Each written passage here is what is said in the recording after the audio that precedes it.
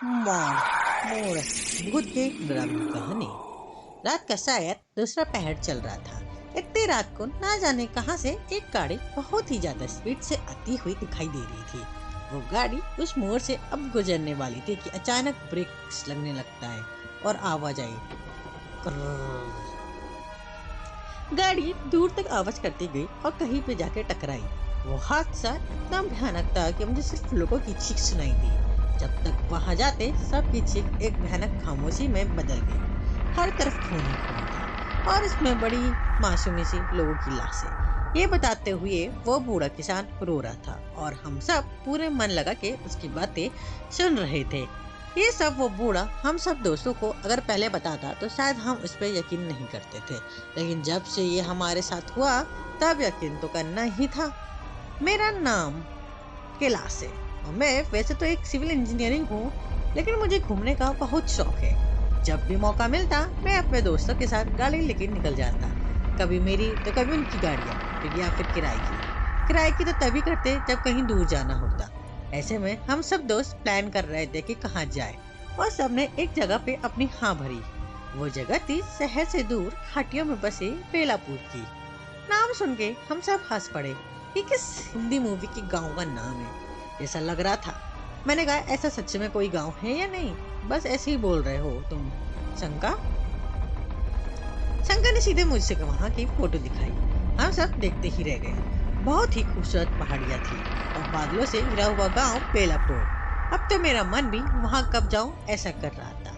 मैं, राहुल और शंका तीनों ने शनिवार का प्लान बनाया और हम सब शंका की ही गाड़ी से निकल गए। सुबह जल्दी उठ के सामान बांधा और बिना कुछ खाए हम निकल गए। सोचा कि रास्ते में कुछ खा लेंगे। सूरज अब काफी ऊपर आ गया था। सबको बहुत भूख भी लगी थी कि सोचा कहीं रुक के पेट पूजा कर ली जाए। हाईवे पर आजकल इतने छोटे मोटे ढाबे हैं कि खाने पीने का कोई टेंशन ही नहीं और हम जैसे घुमक्कड़ों के लिए तो ये सोने पे सुहागा है। एक जगह शंकर ने गाड़ी रोकी। हम सब उतर के जरा फ्रेश होकर नाश्ता करने लगे। नाश्ता करने के बाद हम सीधा बेलापुर के लिए निकल पड़े। बेलापुर सच शाम तक पहुंचने वाले थे। रास्ते में और भी कुछ अच्छी वाली जगह शंकर को पता थी, सब वहां से होकर जाने वाले थे। गाड़ी चल रही थी और मंजिल जैसे आने को थी। सब लोग बहुत बेचैन थे। वैसे तो ये सब नॉर्मल था, लेकिन कुछ होने वाला हो तो इंसान को उसके कुछ सूचना भगवान देने लगते हैं, ऐसा सुना था मैंने अपने बुजुर्गों से। जो भगवान को मानता है, उनमें आस्था रखता है, वो इस बात को जरूर मानेगा। ये मैंने बहुत बार सुना है। कुछ होने से पहले हम सतर्क रहे, ये कोई अनहोनी ना हो या होने वाली हो, इसका अंदेशा थोड़ा सा तो लग ही जाता है। लेकिन हमने तो इन सब बातों का अंदाज किया और मस्ती से निकल पड़े। मेरी थोड़ी आंखें लग रही थी तो मैंने राहुल को आगे बैठने को बुलाया और मैं पीछे जाके लेट गया। शंकर को बहुत गुस्सा आया कि ट्रिप का मजा ये सो के ले रहा है, लेकिन मुझे बहुत नींद आ रही थी। अभी तो हम आधे दूर तक ही आ चुके थे। रास्ते में रुकने का सोचा था, लेकिन रास्ता खराब होने के कारण शंकर ने कुछ और जगह दिखाने का प्लान कैंसिल किया। शाम हो रही थी तो मैं अब काफी अच्छा महसूस कर रहा था। पहाड़ों का रास्ता चालू हो गया। घना जंगल और पहाड़ दोनों का काटता हुआ रास्ता हर मोड़ पे लग रहा था कि जैसे कि आखिरी हो। अचानक शंकर ने ब्रेक लगाया। मेरा सर टिक सीट से टकराया। क्या हुआ रे शंकर, पागल है क्या? पागल का मेरा सिर फूट जाता तो क्या जरूरत थी जोर से ब्रेक लगाने की? शाम होने से हेडलाइट चालू थी गाड़ी की। सामने से एक औरत आती हुई दिखी। उसने हमसे बल्लभपुर के रास्ते में एक गांव तक लिफ्ट मांगी। हम सब एक दूसरे की तरफ देख रहे थे। कुछ बोलते इससे पहले वो औरत बोली, भाई साहब मेरी मदद करो, मेरी बच्ची घर में अकेली है भाई साहब, उसको देखने वाला कोई नहीं है। मैं पास के गांव में बाजार के लिए आई थी, अब वापिस जाने के लिए पैसे नहीं है, इसलिए पैदल जा रही हूँ भाई साहब, प्लीज भाई साहब बड़ी मेहरबानी होगी, आप मेरी मदद कीजिए। शंकर ने सीधा ना कहा तो वो रोने लगी। राहुल मेरी तरफ देख रहा था, किसी औरत को लिफ्ट और वो भी गाँव में। ये इस बात हम सबको हजम नहीं हो रही थी। वो औरत गाड़ी के सामने आके बैठ गई। रू की मदद की भीख मांग रही थी। इंसानियत के नाते हमने उसको सामने शंकर के साथ बिठाया। राहुल मेरे साथ पीछे आ गया। राहुल से रहा नहीं गया तो उसने पूछ ही लिया, बहन जी आपको ऐसे किसको लिफ्ट मांगते देखे हुए? हम सब चौंक गए क्योंकि ये गांव का इलाका है, ऐसे सब शहर में होता है। वो बोली, भैया जरूरत है इसलिए, हम हमेशा बाजार के ही इस रास्ते से पैदल ही जाते हैं, ये रास्ता नया नहीं है, लेकिन कुछ दिन यहाँ एक आमदखोर शेर घूम रहा है, इसलिए थोड़ा डर लगता रहता है। अब शायद नहीं जानते, संभल कर रहिएगा। गाड़ी चल रही थी और हम सब उस औरत की बातें सुन रहे थे और इस पर भरोसा भी कर रहे थे कि आदमखोर शेर ने लोगों को कैसे मारा। उसकी बातों से लग रहा था कि लोगों को तो डर का माहौल में जी रहे हैं और इन सब चीज़ों की आदत हो गई है। गाड़ी चल रही थी, हम सब उसकी बातों को सब भूल गए और राहुल का मोबाइल बजने लगा। कोई कॉल था। सबको अचानक से लगा जैसे नींद से उठ गए।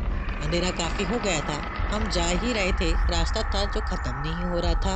अब तक उस औरत का गांव भी आना चाहिए था। अचानक मेरे मन में ये बात आई कि उस औरत ने बोला था कि उसका गांव तो पास में ही है, लेकिन अभी तक आया ही नहीं। और खास बात यह है कि हमने उसको गांव का नाम भी पूछा नहीं। मैंने राहुल को इशारा किया, शंका से सीधी बात नहीं कर सकता था, वो औरत कुछ गलत मतलब निकालती। मैंने शंका से गाड़ी रोकने को कहा, उसने बाजू में गाड़ी रोक दी। हम अपने पैर दर्द कर रहे थे, पुल के नीचे उतर गए। शंका अभी भी गाड़ी में ही था। रात के 11 बज चुके थे, किसी ने ध्यान नहीं दिया।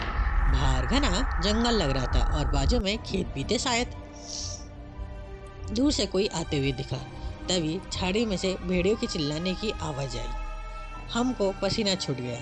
सामने से कोई साइकिल वाला आ रहा था। उसने हमको देख के अपनी टॉर्च हमारी तरफ की और बोला, अरे कौन है यहाँ, क्या कर रहे हो? बाबा, हम शायद से रास्ता भटक गए हैं, काफी देर से घूम रहे हैं, लेकिन बेलापुर तो नहीं आया और ना ही उस औरत का गांव। राहुल ने देखा कि वो आदमी काफी बूढ़ा था, इसलिए उनको बाबा कहा। बूढ़ा बोला, कौन औरत बेटा? इतने में शंका आया और बोला, वो औरत जो हमारी गाड़ी में बैठी है। वो बूढ़ा आदमी गाड़ी के पास जाके देखने लगा। हम भी पास में गए। अब सबकी नींद उड़ गई। अरे भाई, वहाँ तो कोई औरत नहीं थी। हाँ, शंका को संभालना पड़ा, उसको मानो झटका लगा। वहाँ कोई औरत नहीं थी, हम कुछ समझ नहीं पाए। तभी वो आदमी पूछा, तुम सबको वो औरत कहीं मिली थी? राहुल ने कहा, अभी कुछ 2 घंटे पहले रास्ते पे मिली थी, मदद चाहिए बोल के रो रही थी, तो हमने उसको गाड़ी में बिठा लिया, लेकिन हम बस घूम ही रहे हैं। उसका गांव भी पास में था बोल रही थी, लेकिन उसका गांव तो आए ही नहीं, ना हमारा। और गाड़ी रुकते ही खुद गायब हो गई, शायद उतर कर चली गई। बाबा ने अपने हाथ में कुछ निकाला और हम सबके सर पे ऊपर से घुमाया और कहा, बेटा, तुम लोगों ने एक भूत को अपनी गाड़ी में बिठाया था, वो और कोई नहीं, या उस मोड़ पे जो मौत होती है वहाँ की है। तुम सबका नसीब अच्छा था, इसलिए कोई हादसा नहीं हुआ। अभी तुम सब आगे मत जाओ, मेरा खेत पास में है, वहाँ चलो। आगे जाओगे तुम सबको शायद खतरा है, तुम सब अभी भी मौत के साथ सफर कर रहे हो। वो बूढ़ा हम सबको खेत पे लेके गया। वहाँ एक झोपड़ा था, वहाँ आग भी जल रही थी। हम एकदम सदमे में थे, क्या हो रहा है कुछ समझ में नहीं आ रहा। आग के पास बैठ के थोड़ा अच्छा लग रहा था। बाहर अभी ठंड बढ़ गई तो वो बूढ़ा हम सबको देख के बोलने लगा, तुम सब तो बहुत नसीब वाले हो। वो चुड़ैल ने आज तक बहुत सी जान ली है। वो ऐसे ही किसी का रास्ता रोकती है और बाद में उसको मौत सामने वाली मोड़ पे होती है। ये किस्सा सालों से चलता आया है। मौत का किस्सा बस चलता ही है भला, लेकिन हमने किसी को क्या बिगाड़ा? मैंने कहा। तो वो उसको कहाँ पता है, उसको तो बस बदला लेना है। उसको किसी ने मदद नहीं की सुना है। रास्ते में जा रही थी और उसका बच्चा घर में अकेला था। वो भागती रही, लेकिन रात होने तक वो घर नहीं पहुंच पाई। उसका बच्चा मर गया। लोग कहते हैं कि वजह कोई और थी, लेकिन वो रास्ते से जाने वालों को दोषी मानकर उसके झांसे में फंसाकर उसको मारती है। हम सबको भी उस औरत ने यही कहानी बताई थी, तो उसका बच्चा घर में अकेला है। हम सब एक साथ बोल पड़े। वो बूढ़ा बता रहा था, अभी कुछ दिनों पहले की बात है, मैं यहाँ खेत पे आता हूँ तो उस रात को भी था। उस डायन ने एक पूरे परिवार को नाश किया। वो कुछ कर नहीं पाया। आज जैसे तुम लोग बच गए, ऐसी किस्मत नहीं थी उन सबकी। जब मैं पास में गया तो सारे लोग मर चुके थे, बच्चों तक को नहीं छोड़ा उस डायन ने। बूढ़ा किसान रो पड़ा था, उसकी बेबसी और लाचारी पे तरस खा रहे थे, लेकिन हम कुछ कर नहीं पाए। सबने पहले तो हम बच गए, इस बात का शुक्र मना रहे थे, और उस बूढ़े बाबा को भी। अगर वो नहीं आते तो शायद वो अनहोनी हमारे साथ होती उस मोड़ पे। 4 बज चुके थे, सुबह होने वाली थी। थोड़ी देर में पहाड़ों से नारंगी सी लकीर आसमान पे दिखने लगी। हमारी जिंदगी का एक नया सवेरा लेके आई थी। ये सुबह हमने बाबा के पैर छुए और एक याद दिल में लेके वहां से सीधा घर की ओर वापस मुड़े। बेलापुर सामने था, लेकिन किसी को वहां जाने का मन नहीं था। हम जैसे ही घर की तरफ मुड़े, खिड़की से हम सब ने रुक के पीछे की ओर देखा। वो मोड़ था जहाँ पे ना जाने कितने जाने गई थी। तो दोस्तों, ये थी कहानी। अच्छी लगी तो लाइक करिएगा, सब्सक्राइब करिए और शेयर करिए ऐसी हॉरर कहानी सुनने के लिए।